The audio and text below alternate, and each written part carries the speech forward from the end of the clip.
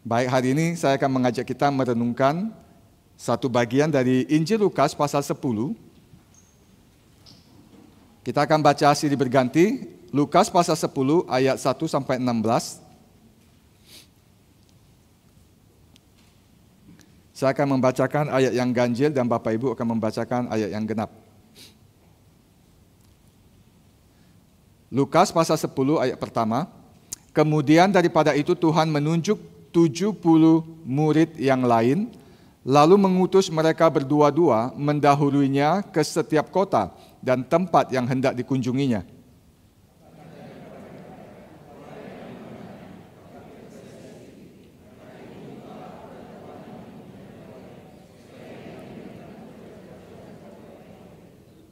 Pergilah, sesungguhnya aku mengutus kamu seperti anak domba ke tengah-tengah serigala.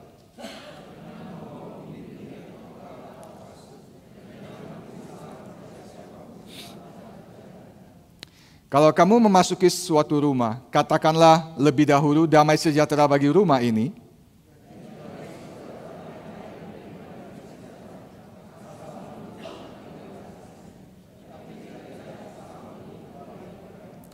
Tinggallah dalam rumah ini, itu maka makan dan minumlah apa yang diberikan kepada kamu. Sebab seorang pekerja patut mendapat upahnya, janganlah berpindah-pindah rumah.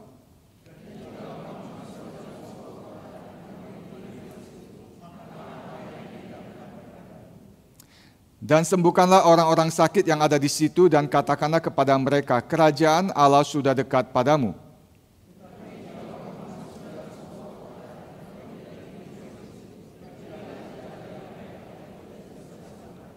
Juga debu kotamu yang melekat pada kaki kami kebaskan di depanmu.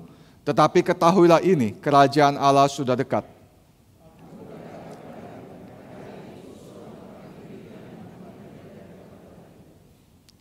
Celakalah engkau Korazim, celakalah engkau Betsaida, karena jika di Tirus dan di Sidon terjadi mujizat-mujizat yang telah terjadi di tengah-tengah kamu, sudah lama mereka bertobat dan berkabung.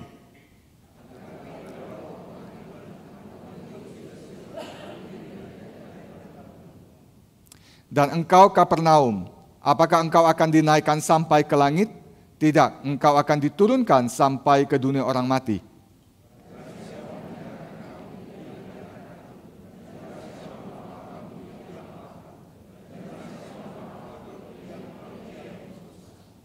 Mari kita bersama-sama berdoa. Bapa kami di surga, kami mengucap syukur karena kami orang-orang yang Tuhan undang untuk datang mengenal Engkau melalui apa yang Engkau nyatakan, yang Engkau wahyukan. Engkau memperkenalkan dirimu kepada kami dan Engkau memimpin kami dengan roh-Mu sehingga kami mengenal kebenaran dan kami boleh berjumpa dengan Tuhan yang menciptakan kami dan juga Tuhan yang menyembus kami. Kami dipersatukan dengan Kristus supaya kami tahu bagaimana kami harus menjadi manusia yang telah diciptakan dan yang telah ditebus, dan kami juga diberi kebenaran oleh firman-Mu yang boleh memimpin kami dan menuntun kami, sehingga kami bisa menafsirkan realita dengan tepat, sehingga kami tahu apa yang Tuhan sedang kerjakan di dunia ini, sehingga kami terus boleh berjalan di dalam jalan yang benar, seturut dengan pimpinan dan kehendak-Mu. Oleh sebab itu kami memohon Engkau memberkati kami dengan firman-Mu pada pagi hari ini. Pimpinlah kami dan siapkan seluruh keberadaan kami untuk boleh menerima firman-Mu. Rembutkan hati kami sehingga kami boleh dibentuk oleh Tuhan. Dan pakailah hamba-Mu dalam segala keterbatasan dan segala ketidakmampuan dan ketidaklayakannya. Biar Tuhan yang rela memakai dia untuk memberitakan isi hati Tuhan sendiri. Terpujilah nama-Mu, dengarlah doa kami. Di dalam nama Tuhan Yesus kami berdoa. Amin. Bapak Ibu sekalian yang suka nonton film ya, di bioskop, apalagi yang film-film action katanya.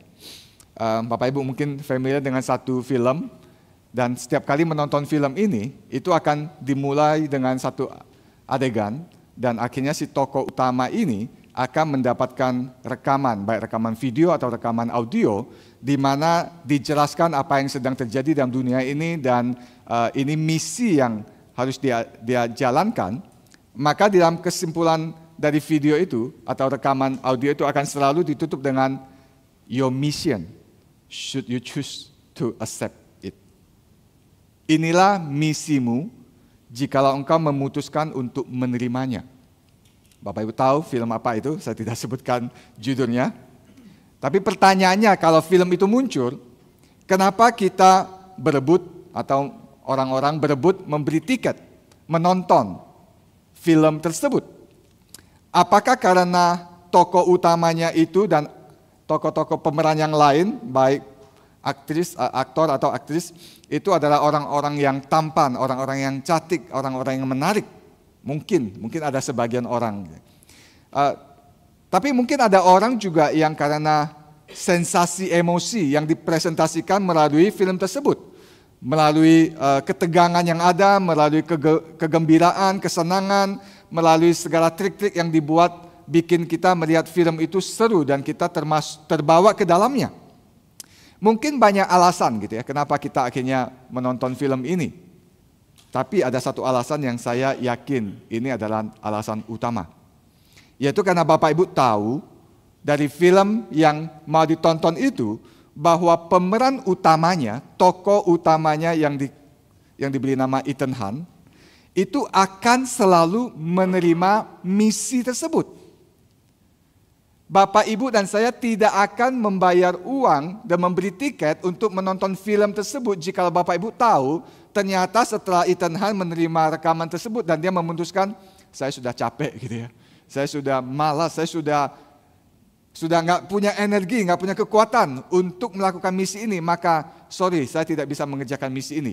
Dan cerita selanjutnya adalah dia kumpulkan rekan-rekannya dan mereka duduk di pantai berbicara dan ngopi dan apapun.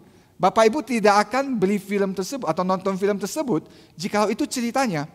Gak ada akan nonton film tersebut jikalau ceritanya adalah dia bangun pagi, gosok gigi, dan kumpulin teman, chit-chat dan segala macam, mengenang masa lalu, gak ada. Tapi apa yang membuat kita mau nonton film tersebut?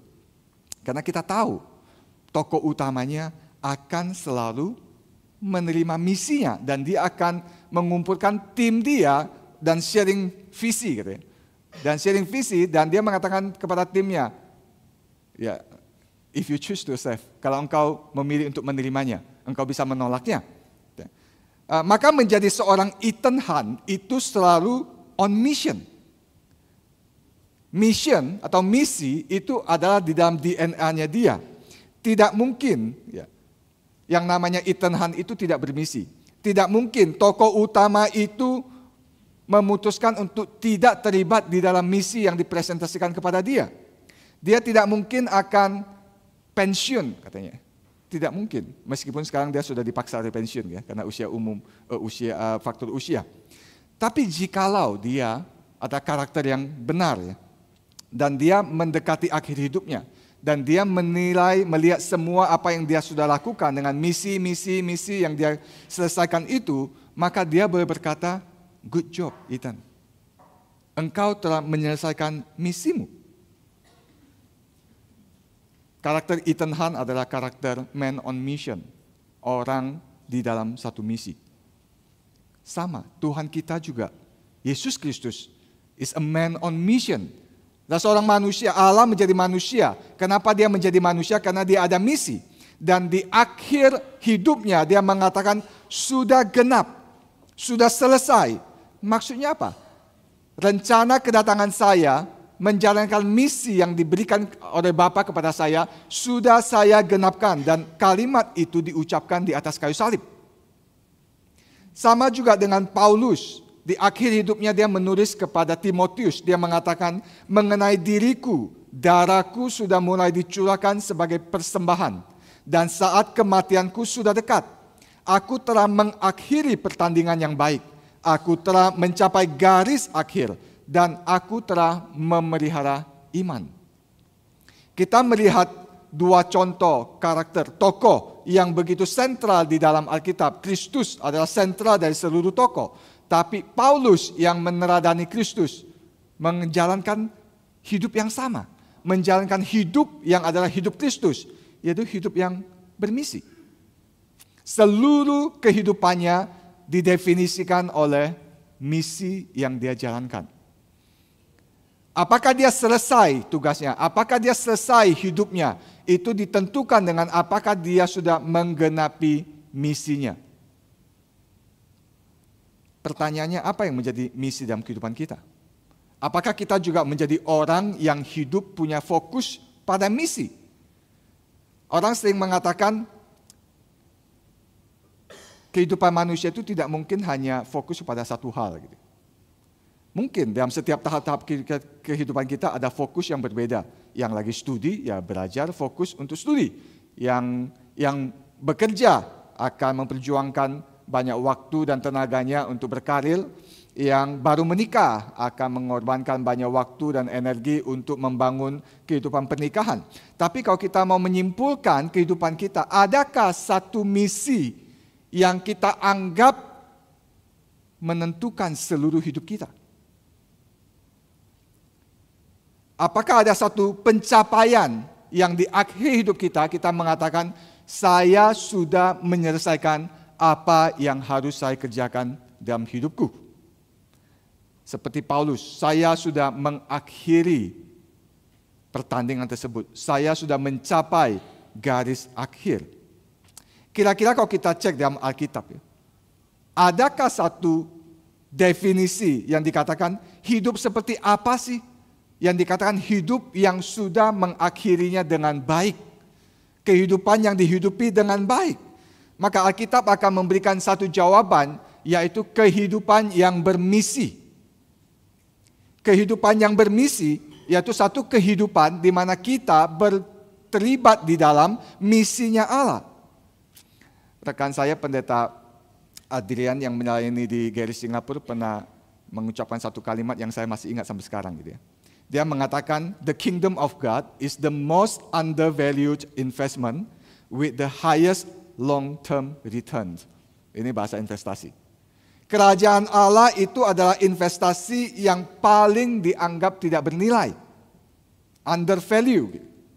Tapi sebenarnya kerajaan Allah itu adalah investasi yang paling memberikan long-term return yang paling tinggi, yaitu hasil jangka panjang yang paling tinggi. Ini kalimat yang membuat saya teringat waktu saya mempersiapkan bagian ini, yaitu seringkali dalam kehidupan kita sangat undervalue, sangat menilai rendah yang namanya kerajaan Allah. Sehingga kita tidak memberikan seluruh hidup kita sebagai investasi dalam kerajaan Allah. Kenapa? Karena pikir ya itu bukan urusan kita. Kita hidup dalam kehidupan kita, kerajaan Allah ada kerajaan Allah. Tapi kita gagal melihat setiap orang yang menginvestasikan hidupnya, waktunya, tenaganya dalam kerajaan Allah, itu paling mendatangkan keuntungan untuk investasi tersebut. Maka dalam bagian ini saya mengajak kita merenungkan beberapa hal apa yang Tuhan Yesus nyatakan kepada murid-murid. Yang pertama adalah yang dikatakan menjadi murid itu adalah selalu murid yang bermisi. Istilah missional discipleship itu redundant gitu. Nggak perlu sebenarnya pakai istilah diperjelas missional discipleship, yaitu pemuridan yang bermisi. Kenapa? Karena yang namanya murid itu pasti selalu harus bermisi.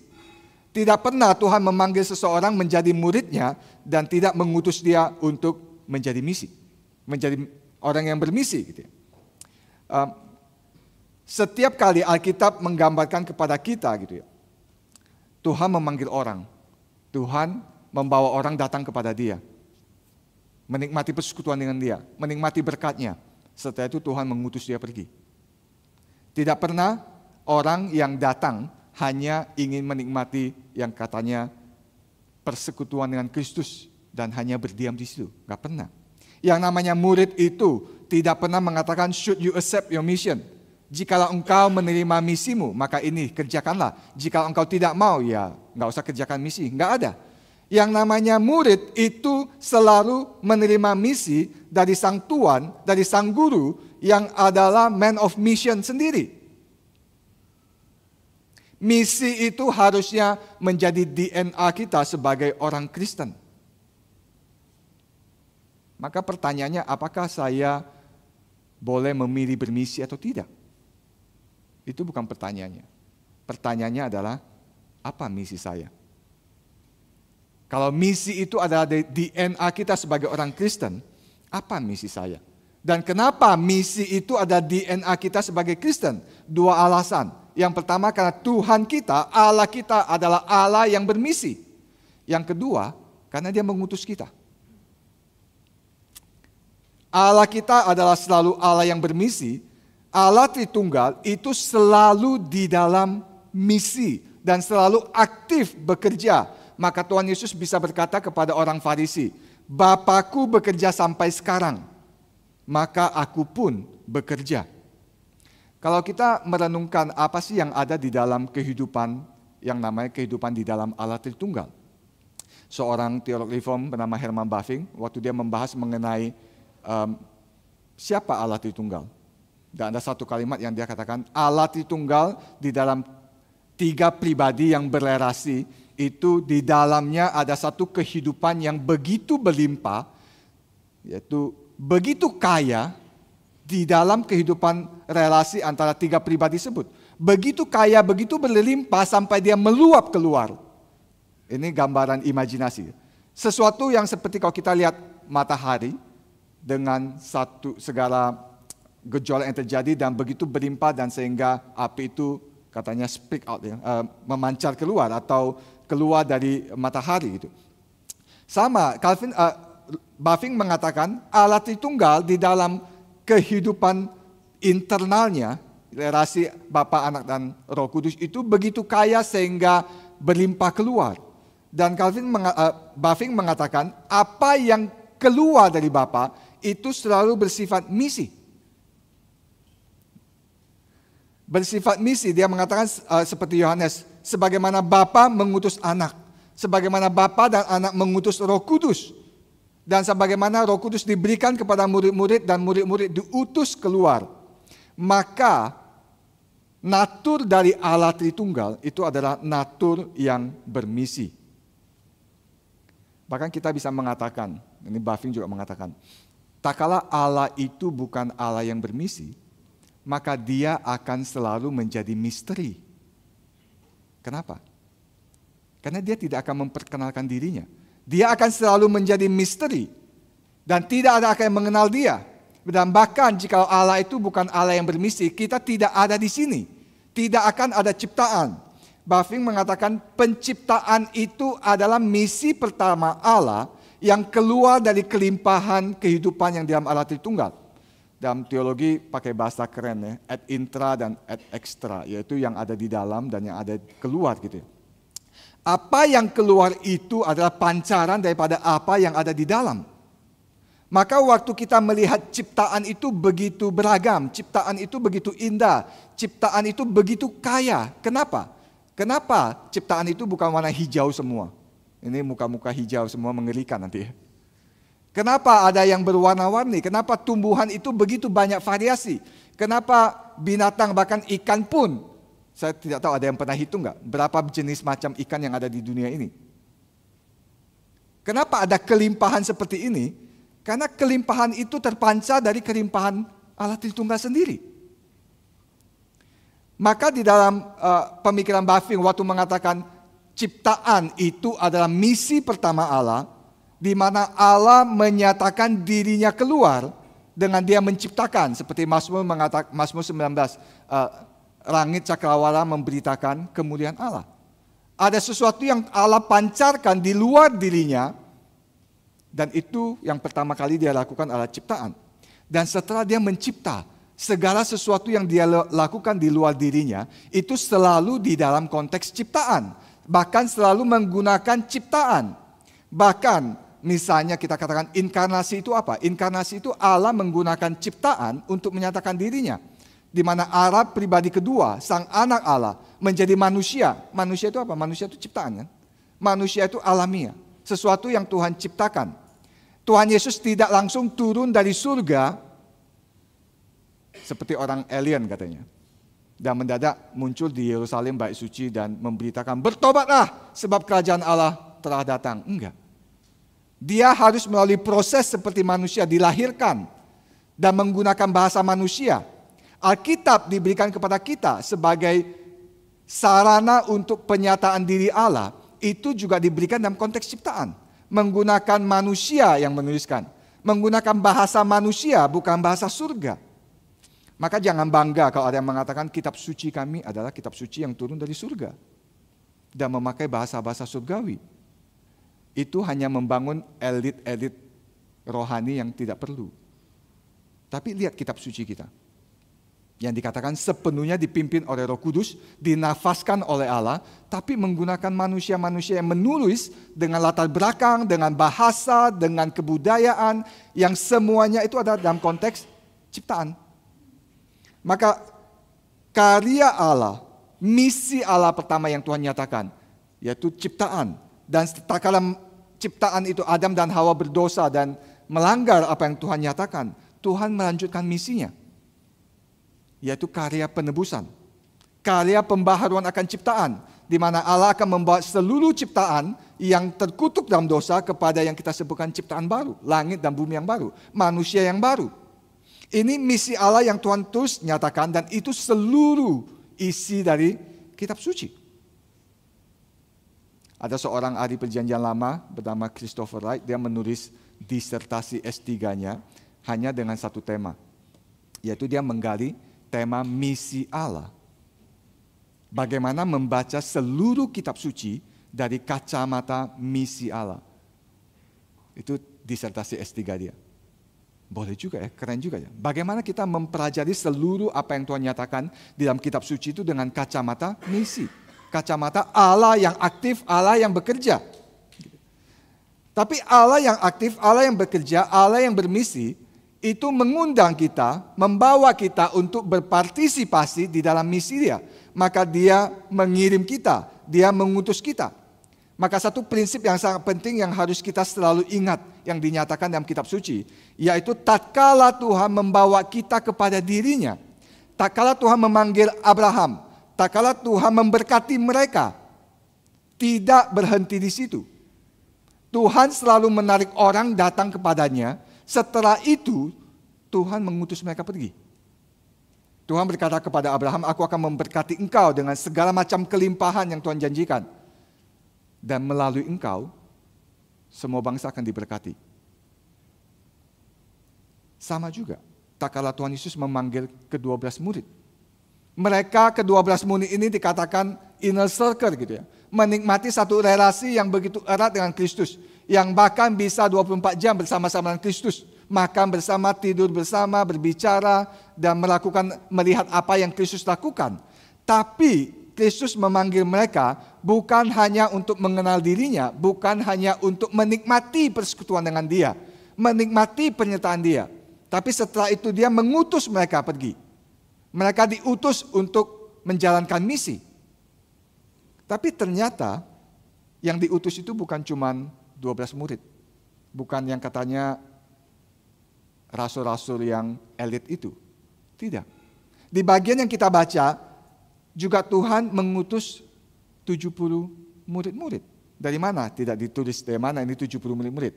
Ada naskah, kalau kita baca ESV memilih pakai naskah yang lebih diterima, yaitu menulis 72 murid.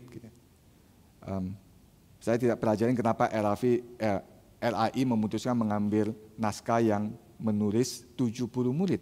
Mungkin karena ada kaitan dengan 70 orang yang Musa pilih nantinya menjadi wakilnya yang memimpin bangsa Israel. Mungkin ada aspek itu. Tapi di bagian ini dikatakan bahwa yang diutus itu bukan cuma pasukan elit yang 12 rasul tersebut, 12 murid. Yang inner circle bukan. Tapi juga 70 atau 72 murid-murid yang diutus. Maka prinsip ini harus kita selalu ingat, yaitu Kristus memanggil kita untuk mengutus kita keluar. Kristus memanggil 12 murid. Kristus memanggil Paulus. Bukan cuma untuk menghentikan dia melakukan penganiayaan. Bukan cuma membawa dia supaya dia mengenal Allah yang sejati. Tapi setelah itu mengutus dia. Aku akan mengutus engkau kepada bangsa-bangsa lain. Bangsa-bangsa kafir. Kalau kita sadar akan prinsip ini, maka kita harus mempertanyakan bagaimana hidup saya. Apakah saya menjalankan misi yang Tuhan berikan kepada saya? Sekali lagi kita dibawa masuk ke dalam Tuhan, bersekutu dengan Tuhan, bukan berhenti di sana. Bapak Ibu sekalian yang menikmati ibadah, menikmati pengajaran dan dibawa masuk ke GRI Karawaci, tidak berhenti di GRI Karawaci. Tidak stop di sini dan menikmati semua kelimpahan pemberitaan firman yang diberikan. Kalau itu yang terjadi, maka gereja ini gagal. Kenapa? Paulus mengatakan di Efesus pasal 4 ayat 11, Allah memberikan rasul-rasul, nabi-nabi, pemberita Injil, gembala, pengajar untuk memperlengkapi orang-orang kudus bagi pekerjaan pelayanan. Paulus tidak mengatakan Allah memberikan semua kelimpahan, ada rasul, ada nabi, ada pemberita Injil, ada gembala, ada guru untuk membuat engkau semakin menjadi gemuk rohani. Enggak. Tujuan engkau datang ke GRI Karawaci, tujuan engkau beribadah kepada Tuhan, tujuan engkau belajar firman Tuhan, akhirnya cuma satu, yaitu supaya engkau dipersiapkan untuk melakukan pekerjaan pelayanan. Atau saya tambahkan, untuk melakukan misi yang Tuhan berikan kepada kita. Setiap murid yang disebut murid pengikut Kristus adalah orang yang dipanggil.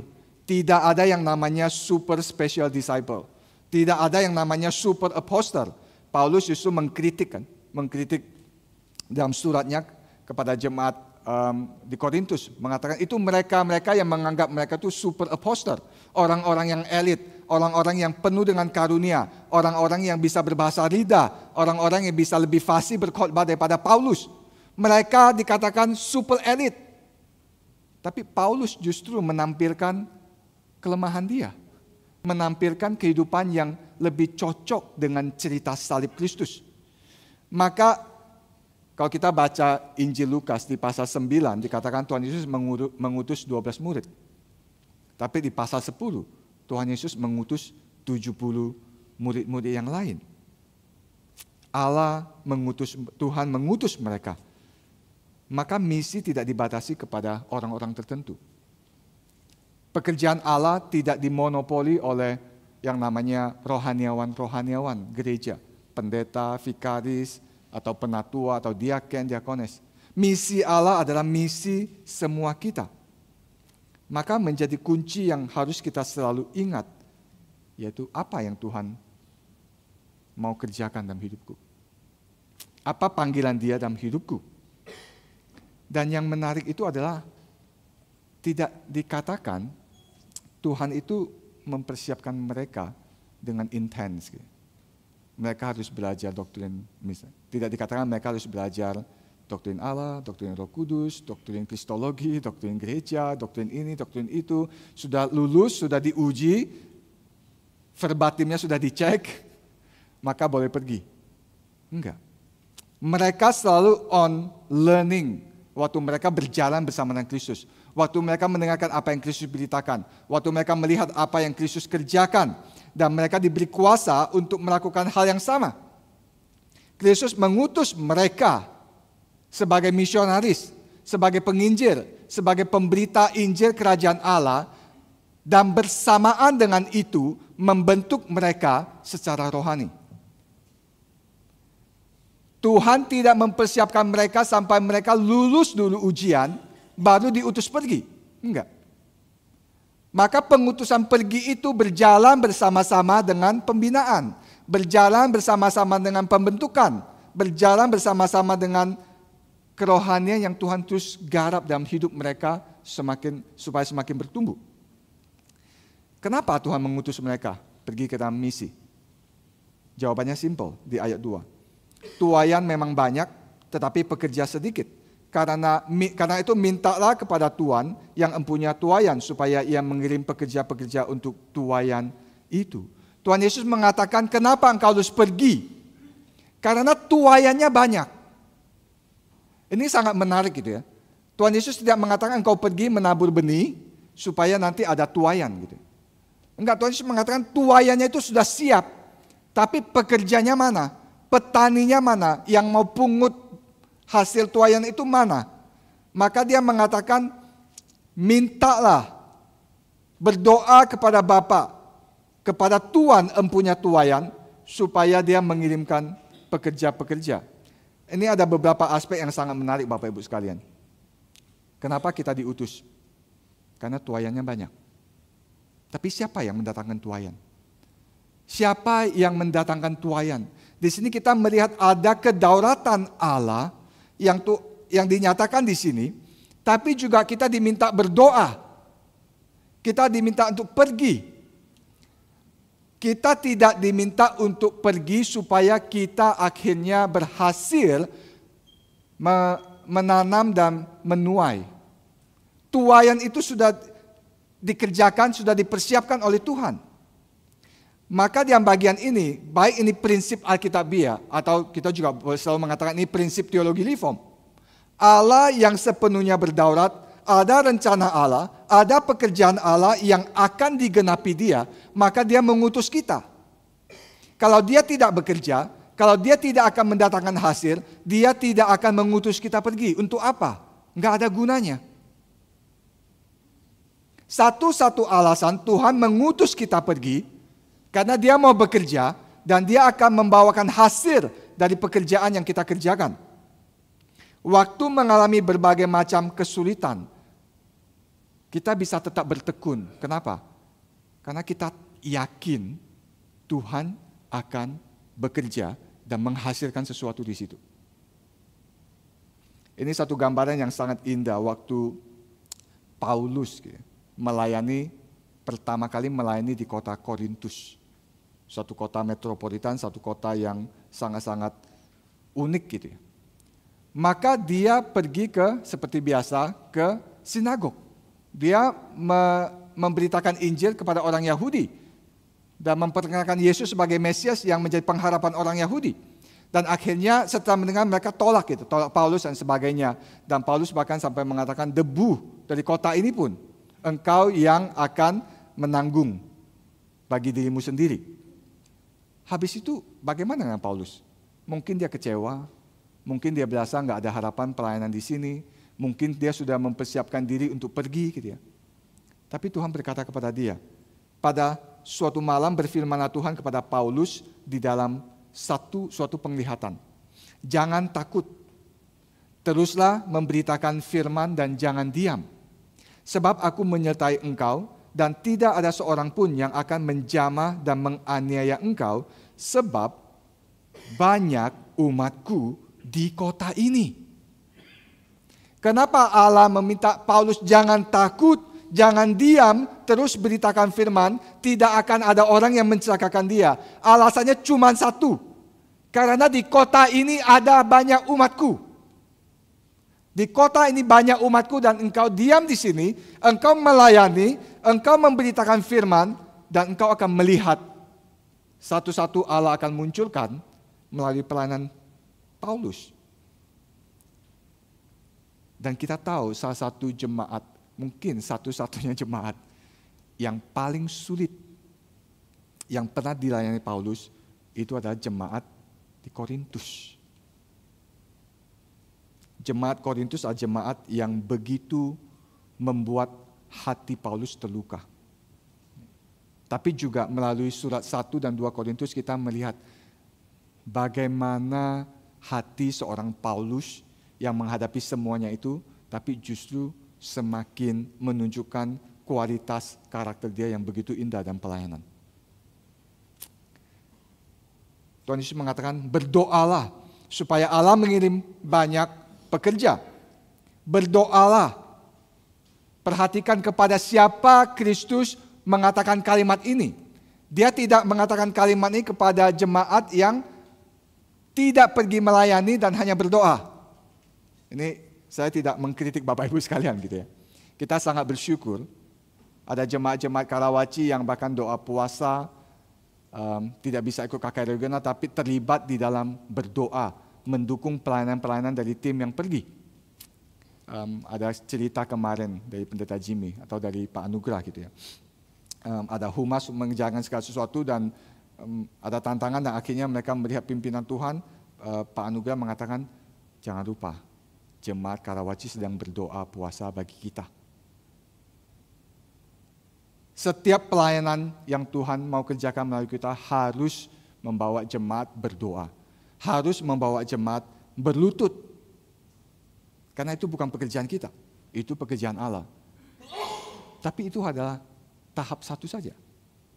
Tuhan Yesus berkata kepada 70 murid yang dia utus pergi, berdoalah dan mintalah supaya Bapa mengirim semakin banyak pekerja.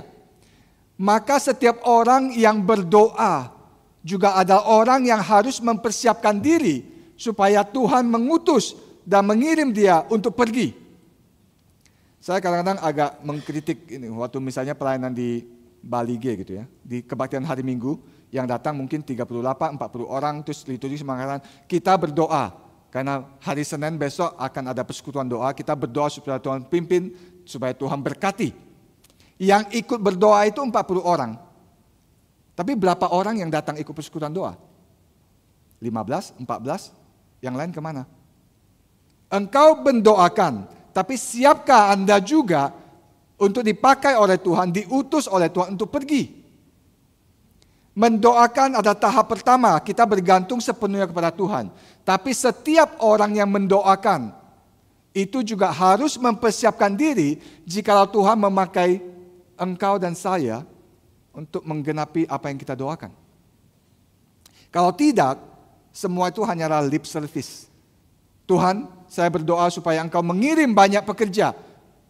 Tapi utuslah dia, jangan saya. Saya tugasnya adalah berdoa, bukan meremehkan tugas berdoa. Gitu. Tapi setiap orang yang sungguh-sungguh berdoa, juga ada orang-orang yang akan digerakkan oleh Tuhan untuk siap pergi diutus oleh Tuhan. Maka misi itu selalu ditandai dengan dua karakter, yaitu berdoa dan bergantung sepenuhnya kepada Tuhan. Berdoa dan bergantung sepenuhnya kepada Tuhan. Maka di bagian ini Tuhan Yesus mengatakan, ketika aku mengutus kamu dengan tiada membawa, Tuhan Yesus mengatakan jangan bawa apa-apa. Engkau ke rumah orang, kalau dihidangin apa, makan saja. Dan jangan pindah-pindah rumah. Jangan membawa apapun bekal dari untuk mendukung hidupmu. Bahkan dikatakan engkau yang melayani itu layak mendapat dukungan dari orang yang mendapat pelayananmu. Tapi di bagian ini kita tidak boleh langsung mengambil itu sebagai satu kesimpulan final gitu ya. Bahwa mau pergi pelayanan ini nggak perlu siap-siap. Nggak perlu bawa uang, nggak perlu bawa apa-apa, langsung pergi gitu ya.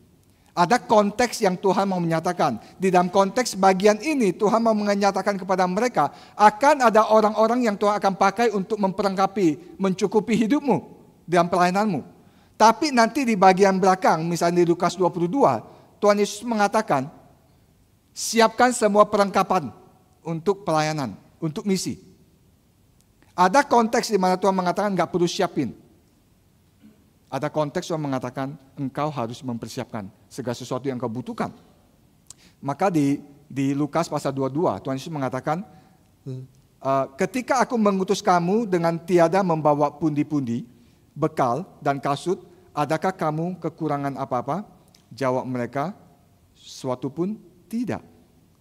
Tapi setelah itu Tuhan Yesus melanjutkan, sekarang siapkan semua yang kau butuhkan dan pergi. Ada konteks yang berbeda. Maka kita tidak boleh mencomot satu dan mengabsolutize apa yang Tuhan Yesus katakan di bagian ini. Gitu ya. Setiap orang menekankan kepada satu aspek yang sangat penting yang izin Lukas mau nyatakan, yaitu kebergantungan sepenuhnya kepada Allah di dalam menjalankan misi. Dan akan selalu ada resiko. Akan selalu ada resiko tak kala kita menjalankan misi yang Tuhan berikan kepada kita. Nggak perlu jauh-jauh, kita nggak perlu mengatakan soal KKR regional atau hal-hal yang besar itu. Di dalam setiap kehidupan kita, takkah kita mau bermisi, takkah kita mau menyatakan apa yang Tuhan ajarkan kepada kita, takkah kita mau memberitakan Injil kepada teman kita, akan selalu ada resiko. Dikatakan engkau diutus seperti domba di tengah-tengah serigala. Dalam konteks KKR regional kemarin, ada beberapa resiko yang terjadi yang kita tidak pernah antisipasi. Ada seorang bapak yang tidak muda lagi, dibonceng seorang pemuda. Dan karena jalannya itu sangat berikut-ikut dan turun, dan akhirnya ban motornya bermasalah dan mereka jatuh. Dan bapak itu terluka di sini, Dan setelah dicek semuanya aman dan dia sendiri sih baik-baik saja. Besoknya lanjutkan pelayanan lagi. Ada resiko kita tidak tahu. Ada yang mungkin yang terluka, ada yang akan ditolak, ada yang mungkin tidak diperdulikan, ada yang mungkin lebih berat resiko-resiko tersebut. Tapi Tuhan mengatakan kita yang diutus harus bergantung sepenuhnya kepada Allah, maka kita harus siap menanggung resiko. Apapun resiko yang akan kita hadapi. Mungkin resiko yang akan Bapak Ibu hadapi tak kala mau menjalankan misi Allah dalam hidupmu, yaitu engkau tidak naik jabatan. Mungkin resikonya adalah gajimu tidak dinaikkan. Mungkin resikonya adalah ya justru kamu disingkirkan. Ada banyak resiko setiap orang yang menjadi murid Kristus. Aku mengutus engkau seperti domba di tengah-tengah serigala. Pertanyaannya Tuhan, apa yang Tuhan berikan, apa yang Tuhan mau mereka kerjakan di dalam misi tersebut. Dalam bagian ini kita baca, Tuhan mengatakan kalau kamu masuk ke suatu rumah, katakan lebih dahulu damai sejahtera, shalom bagi rumah ini. Jikalau di situ ada orang yang layak menerima damai sejahtera, maka salammu itu akan tinggal atasnya. Tapi jika tidak, salammu itu akan kembali kepadamu. Katakan kepada mereka, kerajaan Allah sudah dekat. Saya simpulkan dalam bagian ini, Tuhan Yesus mengutus mereka untuk memberitakan Injil kerajaan Allah. Memberitakan shalom, tapi bukan hanya dengan ucapan kata-kata, tapi juga dengan satu tindakan. Dalam konteks ini, yaitu sembuhkanlah. Sembuhkanlah yang sakit. Maka dalam bagian ini, misi kita itu selalu ada dua aspek. Yang pertama, aspek berkata-kata. Yang kedua, aspek melakukan sesuatu. Saya simpulkan dengan mengatakan Injil dan menghidupkan Injil. Misi kita selalu berkaitan dengan mengatakan Injil, memberitakan Injil, dan menghidupi atau mengerjakan Injil dalam kehidupan kita. Allah kita juga Allah yang berfirman, tapi juga Allah yang bertindak. Allah yang mengucapkan firman-Nya supaya kita tahu kebenaran, tapi juga Allah yang menyembuhkan. Allah yang memimpin. Allah yang melakukan mujizat dan sebagainya. Maka dalam bagian ini kita bisa seringkali jatuh ke dalam dua ekstrim. Ekstrim pertama kita hanya menekankan beritakan. Ekstrim kedua kita hanya menekankan kerjakan. Berapa banyak lembaga misi kemanusiaan yang dimulai oleh gereja atau sinode atau lembaga Kristen, dan tak kala mereka bertumbuh, akhirnya mereka hanya mengerjakan bantuan kemanusiaan, tapi sama sekali tidak ada firman yang diberitakan. Sama sekali tidak ada kebenaran yang diberitakan. Berapa banyak? Sangat banyak. Maka setiap lembaga-lembaga Kristen yang mau melakukan pelayanan kemanusiaan akan selalu terjebak. Terjebak apa? Kalau mau menjadi besar, kalau mau mencakup lebih banyak orang, akan selalu mengkompromikan tidak ada berita yang diberitakan. Berita itu seperti implisit di dalam kelakuan yang mereka kerjakan dengan menolong orang, memberi bantuan dan sebagainya. Tapi itu tidak cukup. Orang tidak akan mengenal kebenaran hanya melalui sesuatu yang dikerjakan. Maka Allah berfirman. Dan apa yang Tuhan firmankan itu menjadi dasar kita, kebenaran kita untuk menafsirkan apa yang dikerjakan. Memberitakan Injil, itu mungkin sesuatu yang kita katakan sering dilakukan oleh GRII maupun GRI Karawaci, apalagi gitu ya. Tapi bagaimana dengan menghidupi Injil? Bagaimana dengan mengerjakan Injil? Sehingga orang melihat kehidupan kita, orang melihat apa yang kita lakukan, dan mereka bisa menikmati yang namanya kerajaan Allah sudah dekat. Kenapa menyembuhkan orang? Karena menyembuhkan orang sakit itu salah satu tanda bahwa kerajaan Allah sudah datang untuk membebaskan manusia dari penderitaan.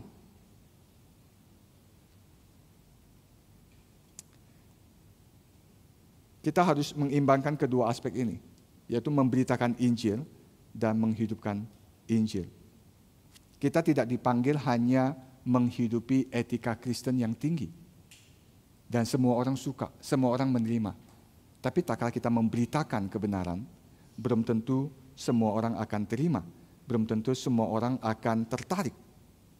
Maka Injil itu harus diberitakan dan harus dihidupi.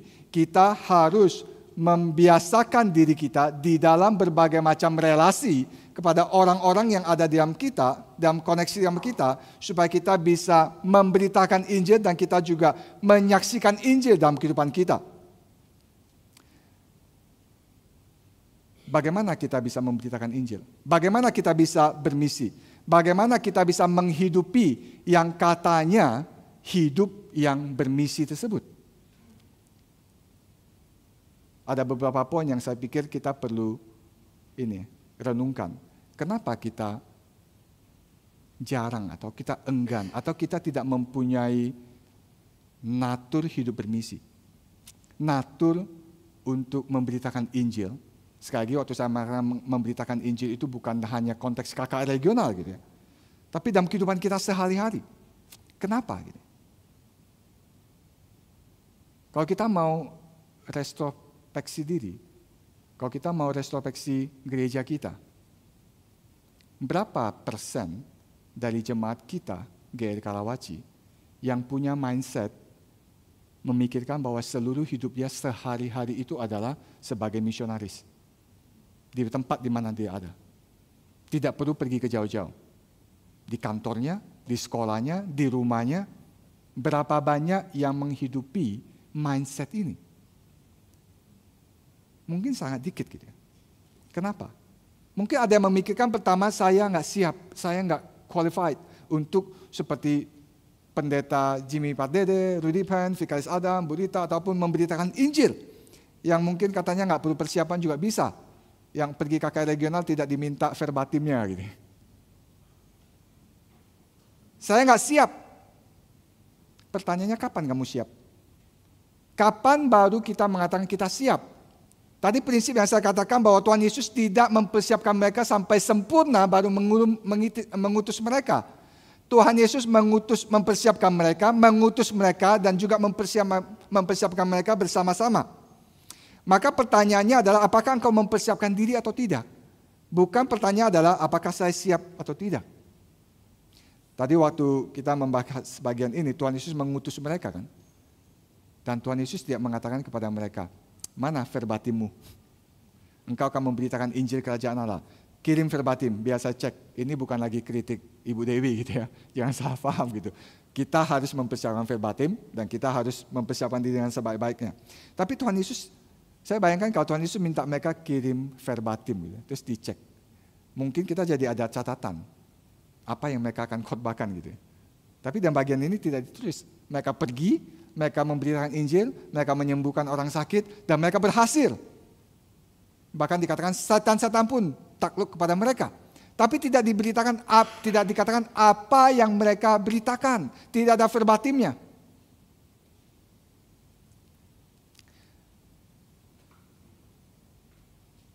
Tapi mereka harus mempersiapkan diri. Bukan memikirkan saya sudah siap atau tidak siap. Yang kedua, mungkin takut. Takut ditolak, takut penganiayaan, takut berbagai masalah yang muncul akan di kantor, di sekolah, dan sebagainya. Itu tergantung bagaimana engkau melakukannya. Gitu. Tapi Tuhan Yesus sudah mengingatkan setiap murid-murid.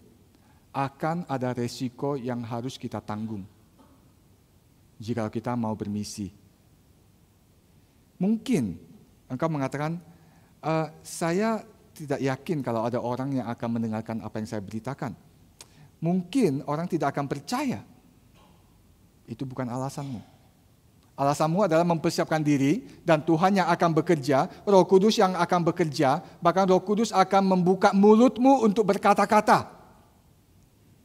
Maka ada saudara yang bisa, udah nggak usah pusingin verbatim, nggak usah pusingin apa yang dia sudah siapkan dan tulis.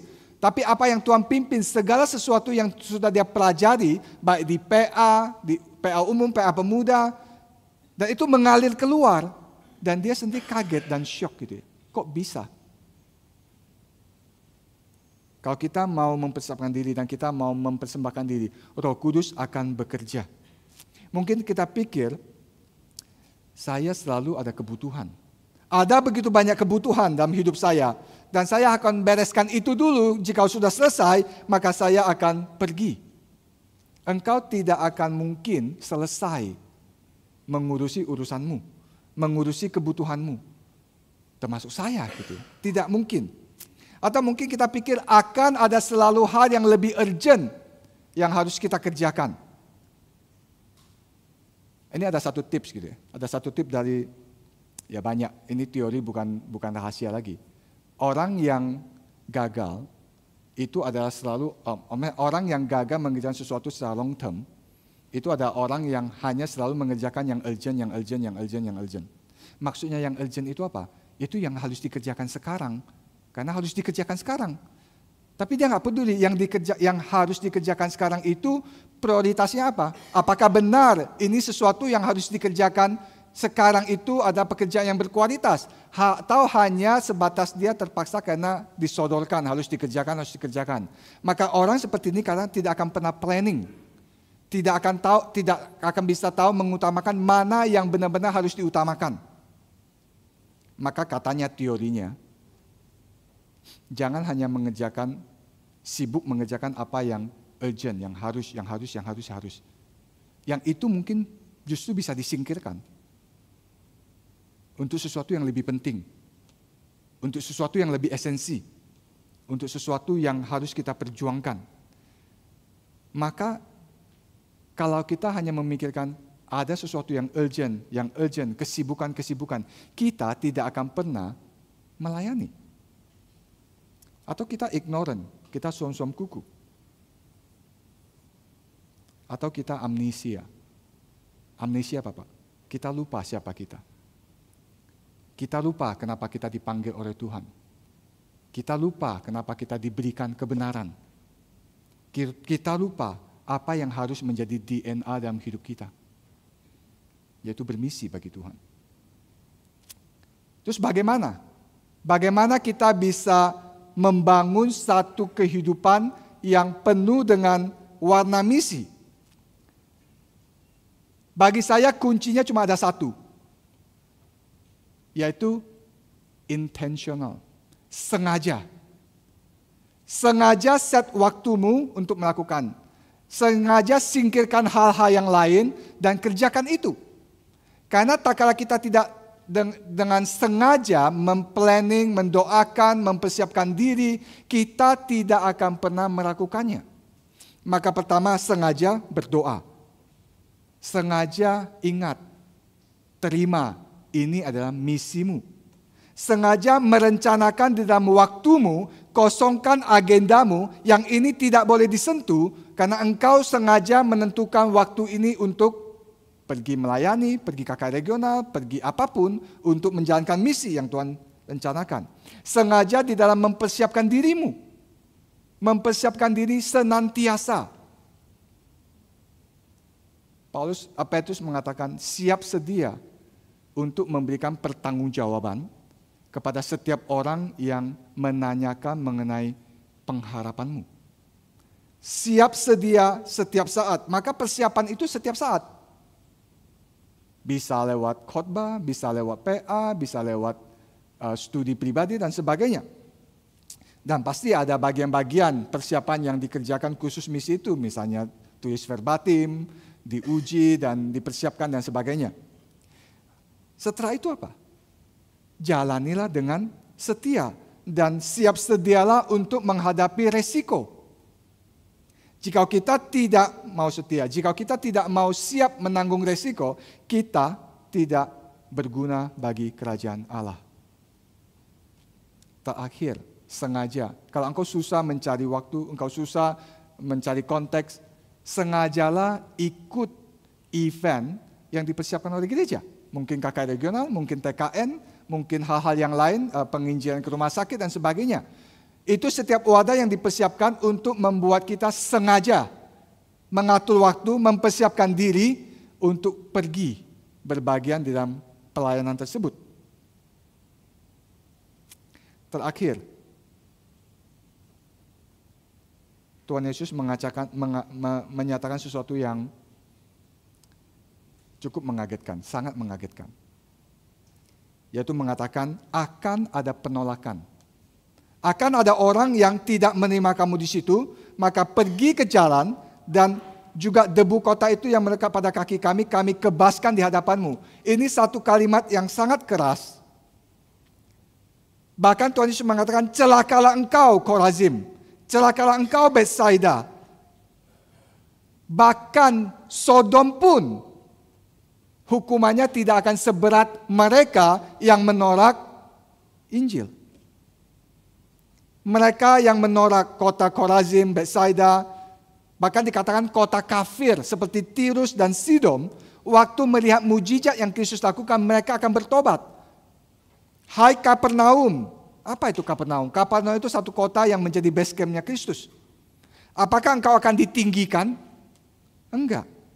Engkau akan diturunkan sampai ke dunia orang mati. Ada satu natur Injil yang harus kita perhatikan, yaitu natur Injil yang menghakimi. Natur Injil yang akan membawa setiap orang ke dalam satu pertanggungjawaban kepada Tuhan. Waktu mereka mendengarkan pemberitaan Injil dan mereka menolak, mereka bertanggung jawab di hadapan Tuhan. Maka Bapak Ibu yang diutus, termasuk kita yang pergi KKR regional, sadarkah kita? Setiap firman yang kita beritakan, setiap kebenaran yang kita beritakan, itu ada dua dampak. Paulus mengatakan aroma Kristus, kami seperti aroma Kristus. Aroma Kristus ada aroma yang membawa kehidupan bagi mereka yang percaya. Tapi aroma kematian bagi mereka yang tidak percaya. Maka setiap pemberitaan Injil, setiap kesaksian misi yang kita kerjakan membawa dua dampak ini. Yaitu akan ada orang yang mendapatkan hidup tak kala mereka percaya, tapi akan ada orang yang akan dihakimi tak kala mereka tidak percaya. Korazim, Betsaida, Kapernaum akan dihakimi oleh Tuhan karena mereka menolak pekerjaan Kristus. Kristus tutup dengan barang siapa mendengarkan kamu, ia mendengarkan aku. Barang siapa menolak kamu, ia menolak aku. Barang siapa menolak aku, ia menolak yang mengutus aku. Maka tak kala kita ditolak, tak kala kita disingkirkan, tak kala kita dikucilkan, jangan sakit hati Bapak Ibu sekalian. Karena mereka sedang menolak Kristus. Mereka sedang menolak Bapa yang mengutus Kristus. Maka Kristus mengucapkan satu kalimat yang sangat keras. Bagi mereka yang menolak, bagi mereka yang tidak mengindahkan kerajaan Allah, mereka akan dihakimi oleh Allah. Saya tutup dengan satu kalimat gitu ya. Apakah kehidupan bermisi itu adalah DNA-mu? Apakah itu DNA saya? Apakah saya merancang hidup saya, waktu saya sedemikian rupa dengan sengaja supaya saya bisa bersaksi, supaya saya bisa memberitakan Injil, supaya saya bisa menghidupi Injil. Dan itu adalah panggilan, itu bukan pilihan, itu bukan opsional. Itu adalah panggilan Tuhan kepada setiap orang yang menjadi murid Kristus. Mari kita berdoa. Bapa di surga, kami bersyukur kami diingatkan sekali lagi siapa kami. Kami bersyukur kami diingatkan kami yang telah menikmati kelimpahan dalam Kristus, yang menikmati hidup yang kekal, yang menikmati persekutuan dalam Kristus. Tapi kami juga yang diutus oleh Tuhan untuk menjadi agen-agen bagi misi kerajaan Allah. Oleh sebab itu kami memohon Engkau terus mengingatkan kami dan membentuk hati kami, sehingga kami bisa menata hidup kami sedemikian rupa, menjalani hidup kami sedemikian rupa dengan satu mindset, satu tujuan, yaitu misi Allah boleh digenapkan dalam kehidupan kami. baik dalam keluarga kami, baik di dalam pekerjaan kami, dalam studi kami, dalam kehidupan kami bermasyarakat, bahkan dalam pelayanan-pelayanan yang Tuhan percayakan melalui pengaturan di gereja. Biar setiap kami juga boleh menghidupi seorang murid yang bermisi bagi kerajaan Allah. Terpujilah namamu, dengarlah doa kami, di dalam nama Tuhan Yesus kami berdoa. Amin.